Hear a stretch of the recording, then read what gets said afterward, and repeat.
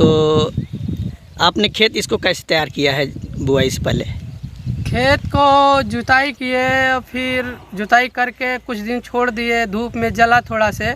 उसके बाद फिर इसमें 3 टाली गोबर की खाद लाया, पूरा छिड़काव किया, फिर इसको जुतवा के फिर कुछ टाइम के बाद थोड़ा धूप लग गया, जलने के बाद फिर उसमें पोटास 1 बोरी, DAP 1 बोरी, यूरिया 1 बोरी और 20 किलो जिंक मिला के छिड़काव किया। उसके बाद फिर हमने जुताई करके ये नाली बनाया, फावड़े से नाली बनाया था। जरा आपकी नाली देख लिया जाए। ये नाली हमने खिंचवाया पहले, ये नाली खिंचवा के फिर 25 माइक्रोन के मल्चिंग लाया, मल्चिंग ला के इसको नाली में फैलाया। फैलाने के बाद इसको थोड़ा थोड़ा दोनों साइड से दबा दिया, दबा के उसके बाद हमने ये होल बनाया है, इतने पे होल बनाया है। ये होल बनाया, होल बना तो ये होल जो बनाया है लगभग आपका दिख रहा है लगभग 1 फीट पे, 1 फीट 1.25 फीट। खेती अच्छी हो तो बहुत तंदुरुस्त और गजीन हो जाता है ऐसे ही।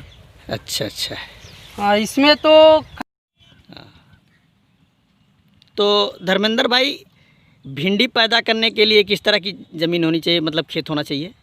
सबसे बेहतर तो दोमट मिट्टी होती है, पर जैसे हमारे पास दोमट मिट्टी नहीं है, थोड़ी उसलाली टाइप की है, फिर भी इसमें पौधा देखो अच्छा खासा हुआ है, कोई शिकायत नहीं है। और ख़ास करके तो भिंडी के खेत ऊंचा होना चाहिए, इसलिए ऊंचा खेत होने से पानी नहीं लगता है तो फसल अच्छी होती है।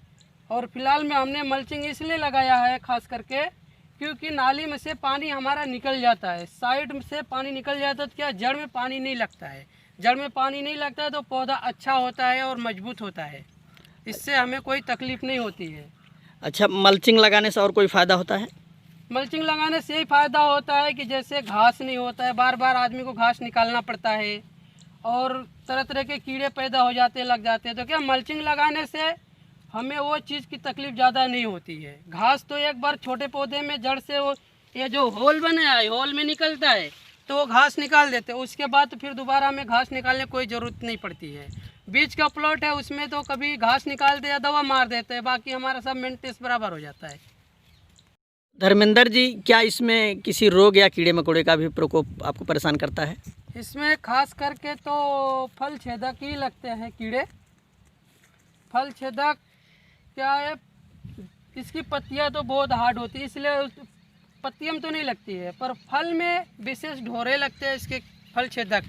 जैसे तो इसमें कोई है ऐसा फल जो लगा हो आपके? जो हमने ये तोड़ा अभी खेत से, ये रहा, ये फल छेदक ही लगते हैं इसमें, यही तकलीफ हमारा थी। इसके लिए हम विशेष कीटनाशक ही उपयोग करते हैं, उसमें डालते हैं क्रोजन और दूसरा कोई वगैरह जो होता है कीटनाशक, खास करके हम क्रोजन ही इस्तेमाल करते हैं, इसलिए कि वो एक बार डालने से लगभग 15 दिन कंट्रोल लेती है।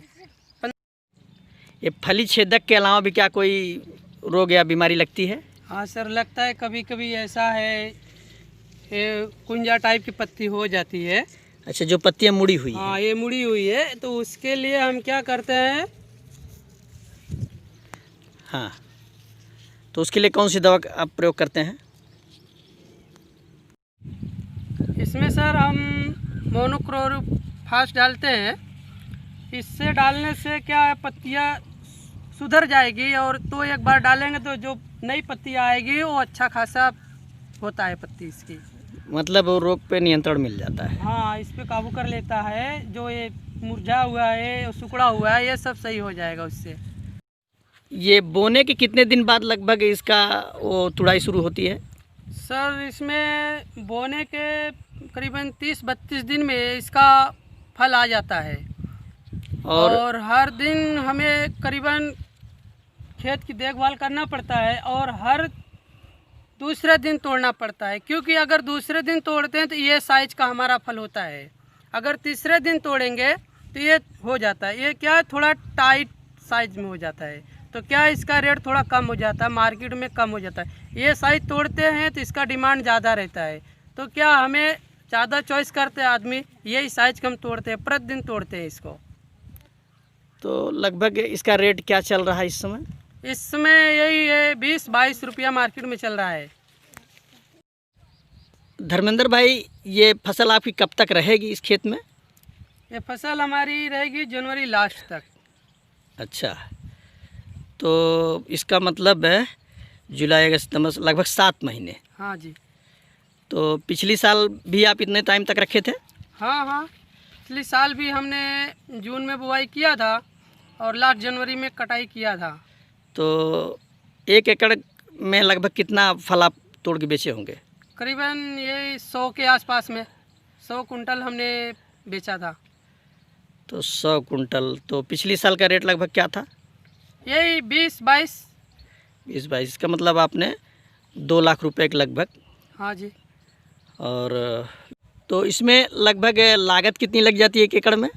सर इसमें लागत हमारा करीबन 30,000 रुपया पड़ा था, इसलिए कि ये जो मल्चिंग हमारा है, मल्चिंग तो महंगा आता है। तो मल्चिंग क्या हमने ख़रीदा नहीं था। हम खरबूज की खेती करते हैं, तो खरबूज की खेती में से हमारा यही 70 से 75 दिन का खेती होता है, तो मल्चिंग बेहतरीन रहता है। तो मल्चिंग हम निकाल लेते हैं, मल्चिंग निकाल के खेत की जुताई करके और फिर वापस वही मल्चिंग लगा देते, इसलिए हमारा मल्चिंग का पैसा बच गया था। अगर मल्चिंग लगाना होता तो करीबन हमारा 50 से ऊपर जाता, इसलिए हमारा क्या है मल्चिंग नहीं लगाना पड़ा, तो 30,000 में मजदूरी लेके पड़ गया था। और फिलहाल मजदूर का रहा तुड़ाई तो हम लोग घर वाले कर लेते हैं। तो धन्यवाद धर्मेंद्र भाई इस जानकारी के लिए।